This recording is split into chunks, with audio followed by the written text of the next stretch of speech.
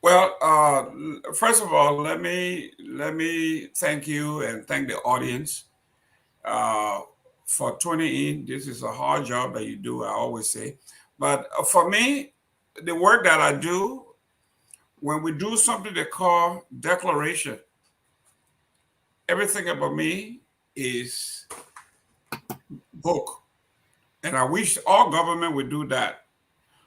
About my home, my personal home, when my wife and the children decided the building of the house and everything, my home when I paid for it, when I built it a few years ago, you can go to the county website.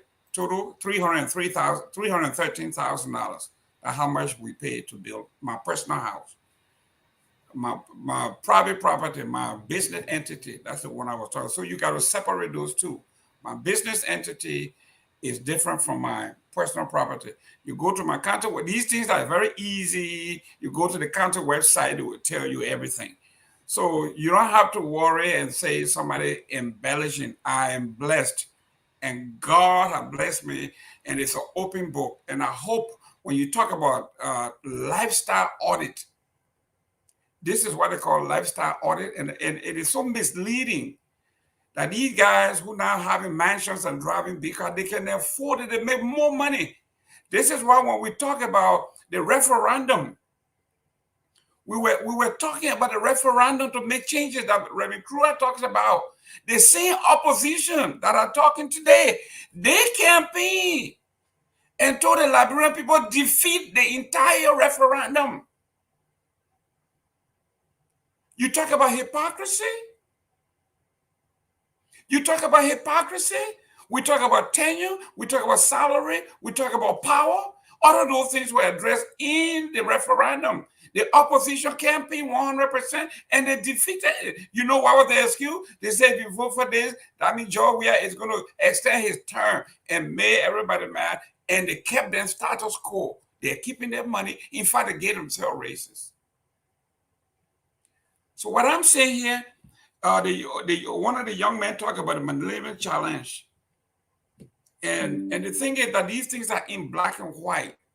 Liberia got hard marks on those things for me that are important. Yes, we should have gotten 10 or 10 out of 20 to get the money. But look, we got an increase. We put money in our health care and we got credit for it.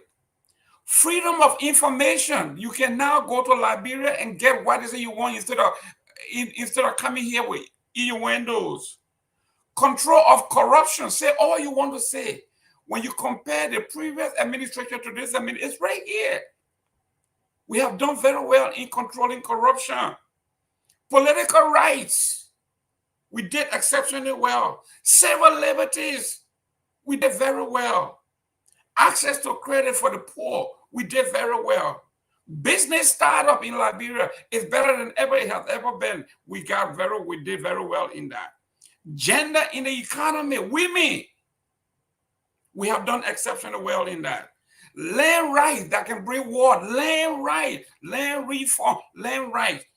The international community gave us 77% in that.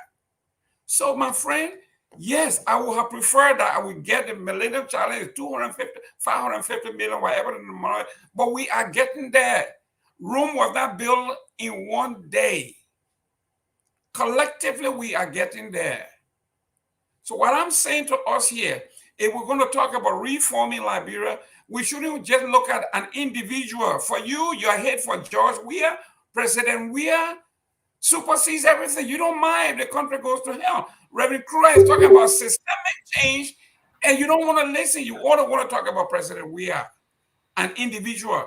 And finally, the young men that talk about we should get away with this Congo and country thing, my friend, you are in denial. It is an issue. Congo is not an individual that walks around. They are not people. It's a concept like capitalism. You can't grab it, you can't catch it, but you have to observe it and deal with it. It's a concept. You can have a boy from Baklevie, from Bele Yala, that comes from Monrovia and get into the elitism, and all of a sudden he walks. Congo is not a person. It's a mindset. So when we are talking about these things, you guys don't understand the social psychology of politics and public policy, how it works. I hate to be professorial here, but my friend, thank you very much. This was a very, very important issue that we have to talk about. The sanction did not go well with me because it didn't go deep enough, and I think it's a bluff. And second, the reason we want these things to be retroactive, if you want to be serious, let go retroactively and deal with all of these folks, including the George Weah. But you cannot say, well, we'll go from 2017 like the Brunel report. We say, what is the cause of our problem in Liberia? You say, we don't want to talk about the assassination of the Crew Nation. We don't want to talk about the Bandi War. We don't want to talk about all of these things. We're just talking from 1979. You are putting a band-aid over us. So, my friend, if you want to discuss it, we are educated enough to know that our problem is systemic and it started from the formation of the nation, and we have to address it. If not, we're going to be here after George Weah. Thank you very much.